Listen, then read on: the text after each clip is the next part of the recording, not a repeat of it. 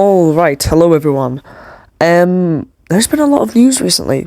That's not gonna be something that I'm gonna ignore, considering I don't usually do news videos, but considering how much there's been recently, I think I have to bring it up. Today I'm just gonna be covering all the stuff that relates to the kind of stuff I'm interested in. So we're gonna talk about Evolution 3 and some Transformer stuff. So yeah, let's get into this. Now, obviously, the first news to cover is the new DLC for Jurassic World Evolution 3. Obviously, this first DLC is the Wetlands pack. I'm sure you've all heard about it over the last few days. Frontier have been revealing all 3 new species in the pack. That's right, only 3 species, surprisingly, which I assume is because Dinokairos was originally going to be the 4th species, but Frontier realised, oh yeah, the community's going to be mad at us if we do that, so let's make it free, and we don't even have time to add a 4th species, so let's just keep it as it is.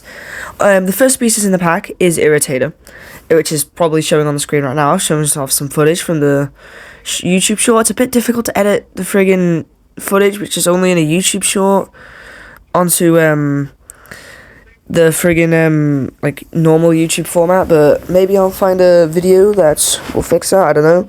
But I really like how there's certain parts of the Irritator that kind of see through, so the sun shines through. Obviously there is also a lot of building stuff, modular building pieces for this pack, so that's pretty awesome. That's always really nice to get some modular pieces. So I'm kind of thinking of making a swampy themed park with this, and I think that'd be a really cool thing to do. Overall, I think the Irritator looks perfect. It's probably the best Spinosaurid in the whole game. It's actually the first Spinosaurid to be added to the game since the Baryonyx in Evolution 1, which is surprising. So that's always nice to see a new dinosaur into the game.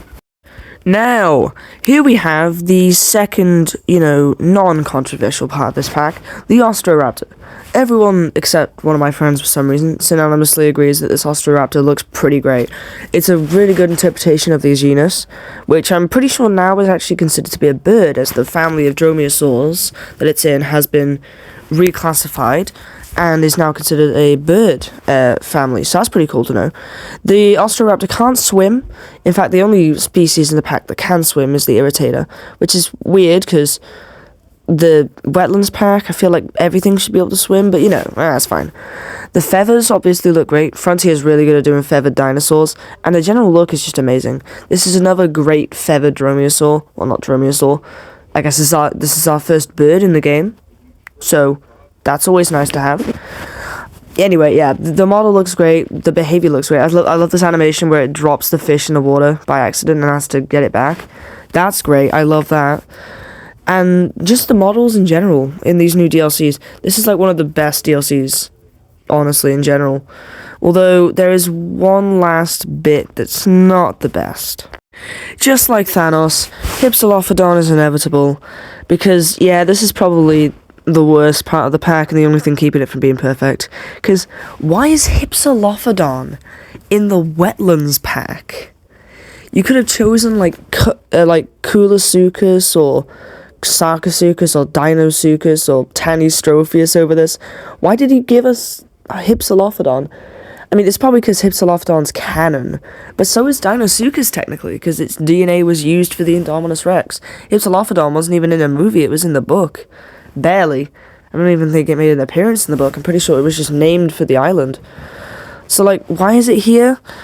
It just kind of feels like an unneeded part. It doesn't swim either. And it's kind of boring looking. It's not terrible or anything. It's just a bit disappointing that we got this and not something like Dinosuchus. But, you know what? There's always next time, I guess, Semi-aquatic pack, I guess. We could get Dinosuchus in that. Yeah. Now, onto the Transformer side of the news.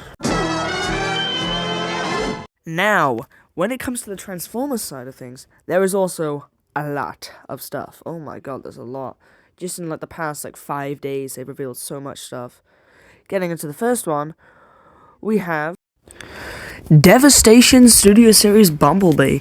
This looks pretty great. Just like Optimus Prime, it's an entirely new mold. With, it's not a Volkswagen vehicle mode, obviously, because, that's what it wasn't that in the game. and it looks pretty great. It looks just like the game. It actually might be a bit better than the 86 Bumblebee. However, we haven't seen, no one's had it in hand yet, so we can't say anything about that. But I feel like there's definitely probably going to be an upgrade kit eventually. Obviously, that gives it the Volkswagen feet, probably. Overall, the sculpt looks way better. I won't lie, the face sculpt looks a lot nicer than the 86B. There's always been something a bit off about that. And like, he has like 3 guns, which is pretty good for a deluxe. This is an A-level figure, so it'll be in stores for quite a while. Just like TF1 Optimus and SS86 Bumblebee. So, yeah, he's pretty great. I'm pretty sure, like, yeah, A-level stuff's in stores for ages. Like, they've still got Devastation Prime from like the start of the year in my local Smiths. So, like, yeah, I might pick this guy up actually. Although 86B is already pretty good, so like, I don't really have much of a reason to. But you know, if I come across him, I might consider picking him up. And we do have a pretty nice look at Transformers 1 Studio Series Orion Pax, which I would say is actually oh, that was a voice crack of the century right there. I would say he's probably better than the Optimus Prime. Like, for some reason, the grey parts, I don't know what they were doing. The grey parts in those friggin' old ones look like they'd been exposed like 30 years of cigarette smoke. Looks a bit weird. I will say the vehicle mode isn't very good. It's probably worse than the original one, but the robot mode is pretty great. The big mining tool is interesting. It looks funny. Obviously, because this is an A-level figure, they did put more effort into this because it's going to be on shelves for longer. I like how it comes to like the hologram accessory they can do on his arm, so like he can find friggin' Alpha Trion or whatever, even though he didn't use that after he'd found Alpha Trion, because you know this is cogged Orion Pax, and he only used that when he was cogless. But you know, that's not the matter, is it? Overall, I think this is a pretty great figure. I probably won't be picking it up because, like, I don't really need it. But, you know, it's pretty good. Now, the robot mode for Onslaught here, who is probably the one I'm most excited for out of the lot, because you get Bruticus, looks really nice. Obviously, the battle station mode isn't the best, but, you know, it's better than Superion's freaking wall that you put a gun on. It looks pretty nice, I won't lie. The box art looks really nice. I love the image of the other Combaticons in the background, and Onslaught on the front doing the epic aura pose. It's really nice. I think it looks pretty sick. Although, you know, considering that he doesn't actually have the wrist swivels, he can't really recreate that pose very well. The truck mode looks pretty good, I won't lie. The extensions bits on the back do look a bit weird, because like obviously those are just combiner bits, but like it's not that bad. Now we do get a little bit of a sneak peek at the robot mode, not the robot mode, combine mode here on the back of the box. That looks pretty sick. However, without the front leg bits, he looks a bit he looks like he's on stilts. And finally, the fully combined Bruticus, I'm a bit mixed on. Like, why is the chest plate grey? It's meant to be brown. The legs are just like really stubby.